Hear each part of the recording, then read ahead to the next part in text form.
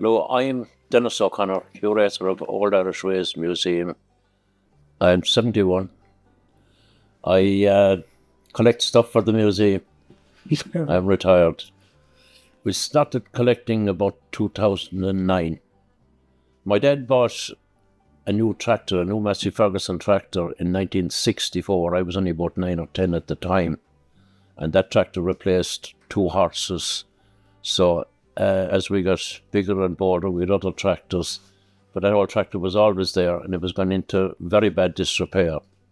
But it was still working, and my dad passed on, and I said, someday I'll get the tractor restored in his memory.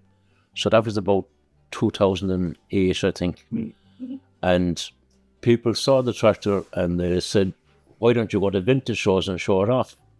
So I didn't know what a vintage show was. So I started going to vintage shows, and I saw that people had little collections of maybe old carpenter's tools, old household utensils, old horse-drawn machinery, oil cans, enamel signs, and everything was beautifully restored and presented. And I said, God, I'd like a little bit of that.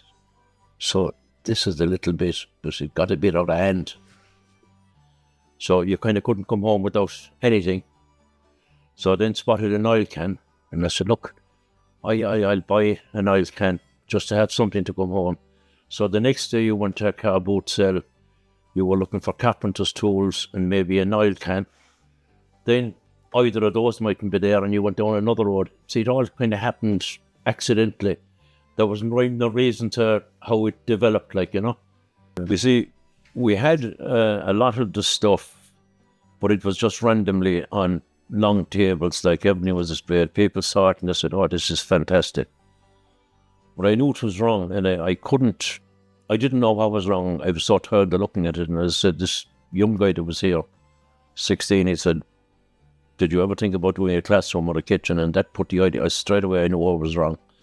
So we divided it all up then. So there's different sections, like there's a cobbler shop, blacksmith's, dairy section, old style classroom, kitchen, the pub which we're in now. And when you put things into the proper areas, so then you keep going to, it's the addiction that it is, you keep going to car boot sales and vintage shows and that kind of thing. And when you pick up an item, you know where you're going to put it, you know. Lads, this is your typical little country grocer shop many years ago. I suppose they would have been operating up to maybe the early 70s. They were slipping away after that because supermarkets came in and trolleys, but you had no trolley. You came in, you ordered your groceries, and you asked for whatever item, and the shopkeeper just laid it on there. Ham, you didn't get it in packets. He sliced the ham. Tea came loose. It came in a tea chest, so you would look for a quarter pound of tea or a half pound of tea, and he took it out with a scoop out of the box, put it in, and weighed it here. You have cigarettes here on this side. You can't display cigarettes anymore. This section here, the loose biscuits, they were there up to about 1971, I'd say.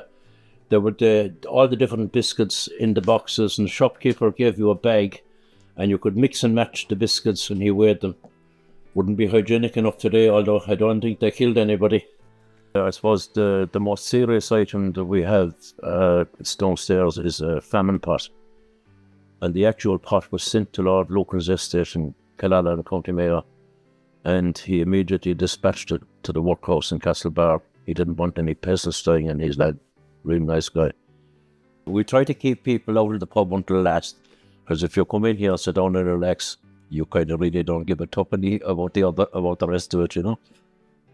Some people would pass the school that has such bad memories about it, they wouldn't go into it. Other people could spend an hour inside in the classroom, you know, and there's different areas that would that people might be more interested in than others, you know. Thomas Fitzgerald, he'd be a first cousin of John F. Kay's. Himself and his wife were here in September 2013. He came back with a couple of his sons a few years later again. There's a Fitzgerald connection which sits to the area. John F. Kay, John Fitzgerald Kennedy, his great-grandfather left Bruff in 1852, Thomas Fitzgerald. So that's the kind of, there's a connection to the area. We had 4 old women here one day, just 4 or 5 years ago. So we were just standing at the door downstairs as you go out. And one of them said to me, "Do you live up there?" I said, "No, I live down here. I stay up there." So, people are just fascinated with it, like, you know. And even younger people that you say would have no interest in it at all, but maybe it's just the amount of stuff to sell.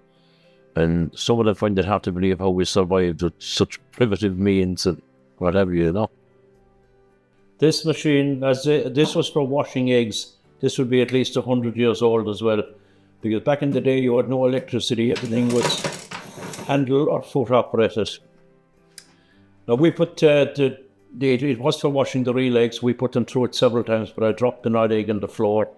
So you know what happens when you drop an egg, it breaks.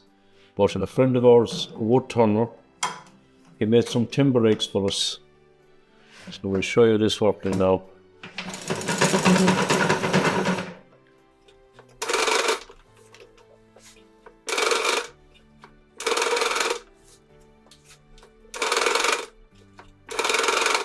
Now this would be half filled with water, so you wouldn't be taking the top off, you'd get all spattered. And there's brushes on the inside, and there's a little worm underneath them which pulls the eggs along.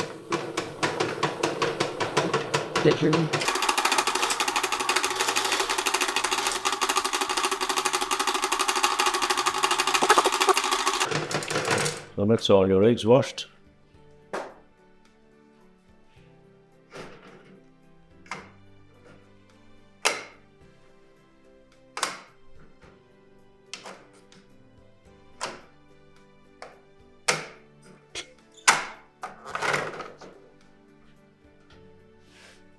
I ate a mice at one time, and I reckon that there was about, that's about 5 or 6 years ago, there was about 15,000 items here.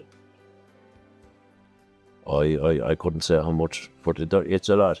But you see, when you're drip feeding it all the time, like you could go out of a Sunday morning there, you could live 300 or 400 euros after you. You mightn't spend a fiver.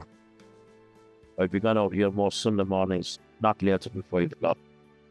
And I could maybe be in Donegal or Wexford before you'd even think about getting up. But if I didn't get out of a Sunday morning, it's the very same as if I didn't take my medication.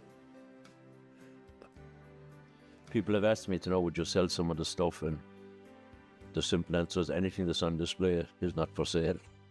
You know? I love the old stuff, and I suppose I would have grown up with a certain amount of it. And there were simpler times. Everything was very labour intensive, but people seemed to be happier. You know, just I like the old stuff. Life was, life was slower, it was easier going. It's a kind of a rat race today, you know.